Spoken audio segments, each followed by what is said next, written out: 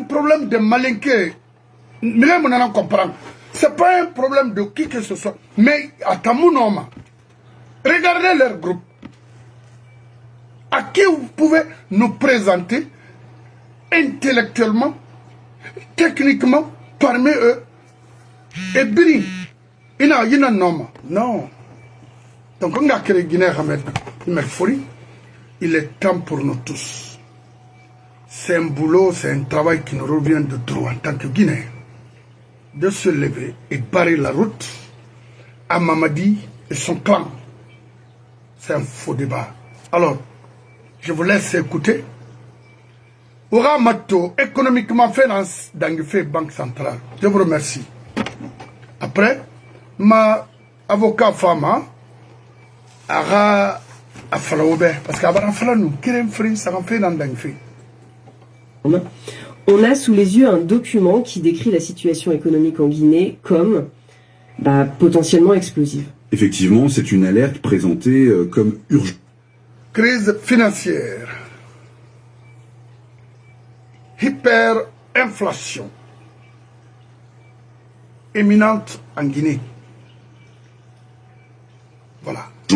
Elle est adressée aux citoyens, aux entreprises, à la diaspora guinéenne aussi, et elle s'appuierait sur une étude récente attribuée au FMI datée d'août 2025, le 12 août pour être précis, et corroborée par l'équipe Afrique de l'Ouest de la Banque mondiale. Le ton est, oui, assez grave, absolument. Le cœur du sujet, c'est ça, une crise financière jugée imminente, avec un risque qualifié de très élevé d'hyperinflation. Notre objectif ici, c'est donc de décortiquer un peu cette analyse, de comprendre les mécanismes qui pourraient mener à cette crise, enfin selon la source, et puis d'examiner les mesures d'urgence qui sont proposées pour protéger les actifs. Oui, c'est une exploration essentielle vu l'urgence qui est décrite. Le document parle d'instabilité financière sévère, de problèmes de liquidité, critiques dans le secteur bancaire, et de ce risque d'hyperinflation qui pourrait se matérialiser dans les prochaines semaines ou mois. C'est très proche. Et le point qui frappe tout de suite, je trouve, c'est cette prédiction sur la valeur future du franc guinéen, le GNF. C'est là que ça devient vraiment inquiétant. L'analyse évoque une dévaluation potentielle, cataclysmique, on peut dire. 10 millions de GNF qui pourraient ne plus valoir que 100 $ américains. Voire même seulement 10 $. C'est vertigineux. Ce qui est particulièrement saisissant ici, c'est moins la dévaluation en elle-même, bon, ça arrive dans les crises, que la vitesse potentielle de cet effondrement. Une prédiction pareille, ça suggère une perte de confiance quasi instantanée en fait. Pour bien visualiser ce que hyperinflation veut dire concrètement, les exemples historiques comme le Zimbabwe ou le Venezuela qui sont mentionnés dans le texte, ils sont parlants, hein. C'est une situation où l'argent qu'on détient perd sa valeur à vue d'œil. Les prix peuvent doubler en quelques jours, parfois même en quelques heures. L'épargne en monnaie locale est juste pulvérisée. Comment on en arriverait là alors? L'analyse détaille plusieurs causes profondes qui s'entremêleraient. D'abord, elle pointe du doigt une gestion qualifiée de défaillante et des soupçons de corruption au sein de la Banque centrale de la République de Guinée, la BCRG. On parle explicitement d'une impression excessive de monnaie, la fameuse planche à billets, oui. Ce mécanisme, s'il est utilisé sans aucune mesure, c'est un accélérateur d'inflation tout à fait classique. En injectant massivement de la monnaie, sans qu'il y ait une création de richesse équivalente dans l'économie réelle, eh bien on dilue la valeur de chaque franc qui circule. C'est mathématique, hein. Plus de billets pour acheter la même quantité de biens, donc forcément les prix montent. Et à l'extrême, ça mène à l'hyperinflation. Ensuite, l'analyse parle d'un épuisement dramatique des réserves nationales. Les chiffres qui sont avancés sont assez alarmants. Environ 97% des réserves d'or auraient été vendues entre septembre 2021 et juillet 2025. 97%. C'est colossal. Et sur la même période, les réserves en devises étrangères, donc dollars US, euros, auraient chuté d'environ 87%. C'est énorme aussi. Ah oui, ces réserves sont absolument vitales. C'est un peu le matelas de sécurité d'un pays, si vous voulez. Elles garantissent sa capacité à payer ses importations, on pense à la nourriture, au carburant, aux médicaments. Elles servent aussi à rembourser la dette extérieure et surtout à défendre la valeur de sa propre monnaie sur les marchés internationaux si c'est nécessaire. Un épuisement à ce point-là, ça signifie que la Banque centrale n'a pratiquement plus aucune marge de manœuvre pour stabiliser le GNF ou pour rassurer les marchés. Le pays devient extrêmement fragile. Le troisième facteur clé qui est soulevé, c'est une perte de confiance qualifiée de grave dans le système bancaire lui-même. L'alerte allègue que la BCRG aurait détourné plus de 557 millions de dollars américains. Plus d'un demi-milliard. Oui, qui appartenaient aux réserves obligatoires des banques commerciales. Pour être clair, ces réserves obligatoires, ce sont les fonds que les banques commerciales doivent légalement déposer auprès de la Banque centrale. Y toucher, comme le suggère le document, ça équivaudrait en gros à ce que la Banque centrale pioche dans les dépôts de sécurité de ses propres banques. Exactement. Et si on connecte tous ces éléments, le tableau d'ensemble devient logique, même s'il est très sombre. Une mauvaise gestion présumée, la corruption, ça entraîne l'impression monétaire qui génère de l'inflation, et en même temps, ça aide à vider les réserves. Le détournement allégué des réserves obligatoires des banques primaires, ça agit comme une bombe à fragmentation sur la confiance. Non seulement la confiance du public s'effondre, mais aussi la confiance entre les banques elles-mêmes et envers la banque centrale. Plus personne ne croit que son argent est en sécurité dans le système, quoi. Et cette perte de confiance généralisée, ça nous mène tout droit au risque de panique bancaire, les fameux bank runs. L'analyse rappelle le principe de base, aucune banque ne détient 100% des dépôts en cash, elle prête l'argent. Bien sûr. Si tout le monde se précipite pour retirer ses économies en même temps, la banque, elle ne peut pas suivre, même si elle est saine à long terme. Or, le document signale que la limite de retrait actuelle qui est fixée à 5 millions de GNF, ça fait environ 500 USD, et qui serait imposée sous pression gouvernementale, d'après le texte, eh bien cette limite est déjà un symptôme criant de cette crise de liquidité. C'est un signe très très net que les banques sont à court de liquidités disponibles. Et ça soulève une question fondamentale sur le pilier même du système bancaire, la confiance. Quand elle disparaît, le système menace de s'effondrer, tout simplement. Les banques commerciales elles-mêmes, si elles ne font plus confiance à la Banque centrale et qu'elles voient potentiellement leurs propres réserves ponctionnées, elles vont logiquement chercher à protéger leurs propres liquidités restantes en limitant drastiquement les retraits, même si ça aggrave la panique générale. C'est un cercle vicieux qui s'auto-alimente. L'analyse ne s'arrête pas à l'économie d'ailleurs. Elle établit un lien direct entre cette crise financière et ce qu'elle décrit comme une instabilité sociale et politique sans précédent en Guinée. Sont mentionnées des protestations populaires, une répression de l'opposition, des retards répétés dans le calendrier de transition démocratique qui avait été promis par les autorités, et puis des tensions générales qui fragilisent le pays. Ah oui, ce lien entre instabilité politique et détresse économique, c'est malheureusement une dynamique bien connue, un schéma classique. L'incertitude politique chronique, ça effraie les investisseurs, locaux comme étrangers. Ça rend quasi impossible l'application de réformes économiques structurelles, même si elles sont nécessaires, et ça sape encore davantage la confiance de tous les acteurs. Chaque facteur aggrave l'autre, en fait, créant une spirale négative. Et sur ce point précis, le document source est très direct sur les responsabilités. Il désigne la junte militaire au pouvoir, le Comité national du Rassemblement pour le développement CNRD, et son chef, Mamadi Doumbouya, comme étant responsable de la situation. Il cite des défaillances de gouvernance et des politiques qui auraient aggravé les problèmes économiques, y compris la gestion présumée désastreuse de la BCRG. Il faut bien souligner que c'est l'attribution de responsabilité faite par le document qu'on examine ici. Effectivement, l'analyse présentée établit cette causalité directe. Elle suggère que sans une stabilité politique et une gouvernance qui soit jugée crédible, il est impossible d'envisager des mesures correctrices efficaces sur le plan économique. L'instabilité politique, en quelque sorte, paralyse toute tentative de redressement. Alors, concrètement, quelles seraient les conséquences si ce scénario d'hyperinflation qui est décrit se réalisait ? L'alerte parle d'une inflation galopante où les prix pourraient doubler ou tripler chaque semaine. Il faut imaginer le quotidien. Le salaire, si on a la chance d'en avoir un, perd une partie significative de sa valeur entre le moment où on le reçoit et le moment où on peut le dépenser. Faire les courses, ça devient une angoisse permanente. Toute planification financière, même à très très court terme, devient impossible.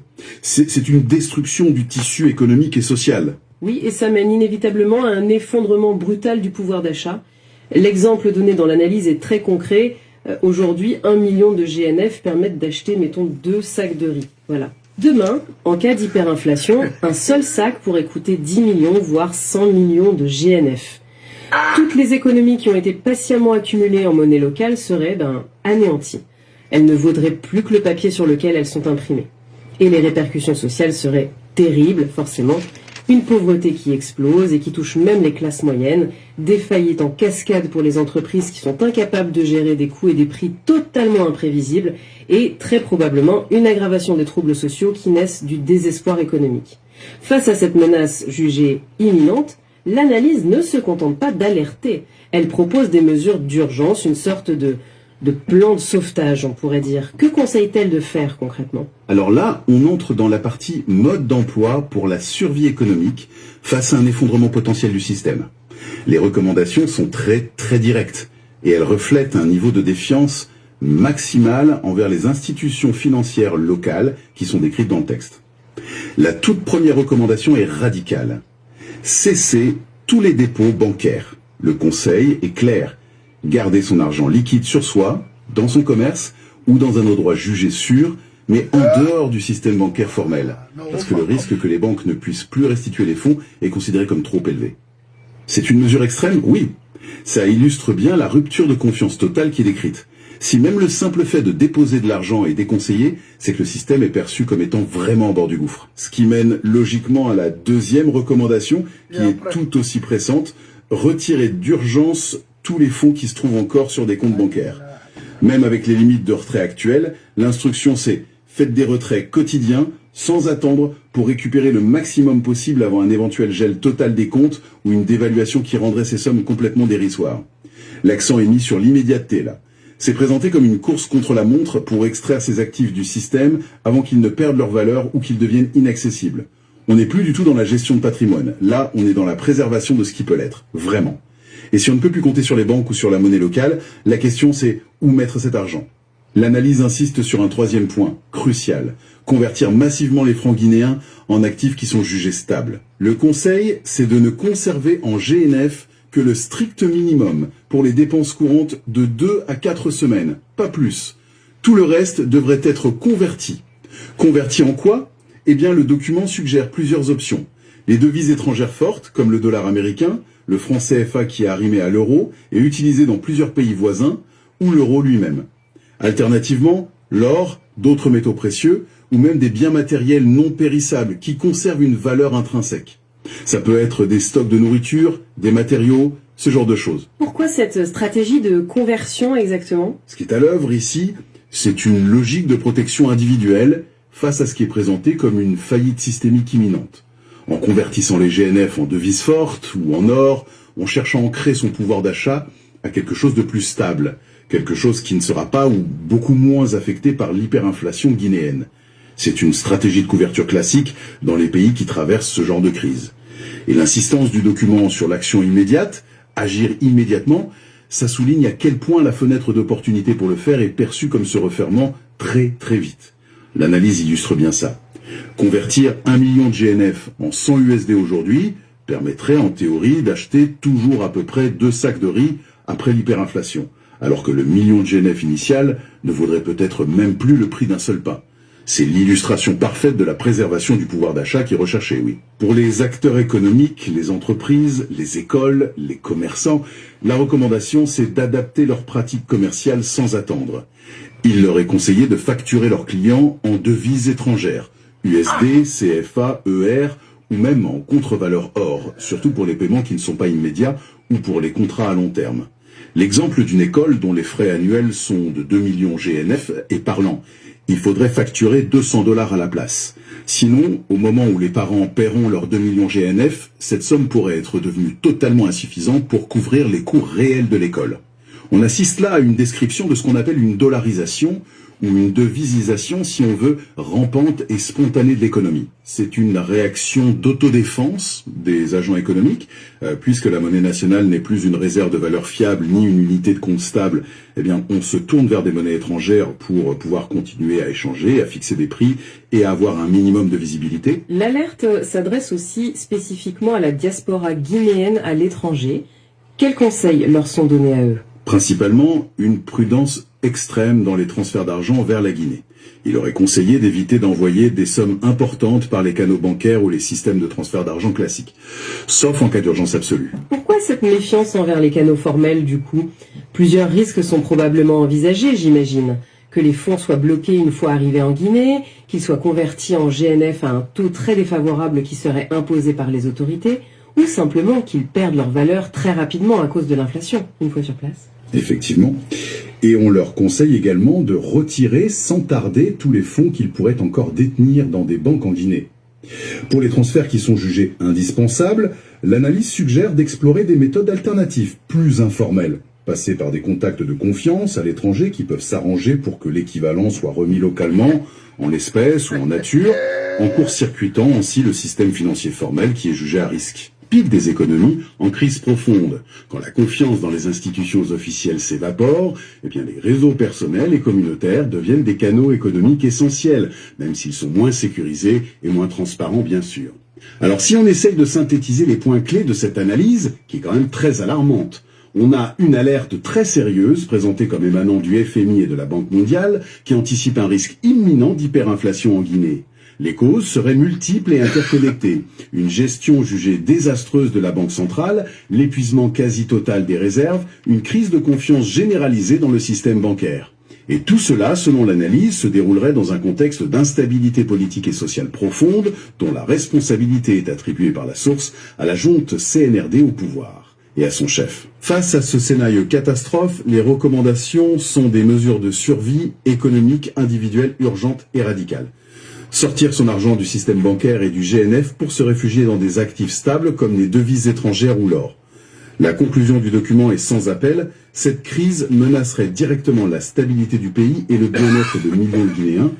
Il affirme que les actions des autorités qui sont décrites ont activement contribué à éroder l'épargne des citoyens et que l'hyperinflation ne ferait qu'exacerber dramatiquement les inégalités et la misère. L'ultime message, c'est vraiment un appel à l'action individuelle immédiate pour tenter de sauver ce qui peut l'être. Oui, et au-delà de ces mesures d'urgence individuelles, ce qui frappe dans cette description, c'est la mise en lumière de l'extrême fragilité d'une économie quand ses fondations institutionnelles, la Banque centrale en tout premier lieu, perdent la confiance du public et que le politique semble incapable d'offrir une perspective stable. La question qui reste en suspens et qui va bien au-delà de l'immédiateté de cette crise, c'est de savoir comment un pays, après un tel traumatisme potentiel, peut seulement envisager de se reconstruire. Reconstruire non seulement l'économie, mais surtout, et c'est peut-être le plus dur, la confiance. La confiance envers les institutions, envers l'État. Ça, c'est un processus infiniment plus long et plus complexe que de simplement survivre à la crise elle-même. Ok, alors, plongeons directement. Très bien. Maintenant,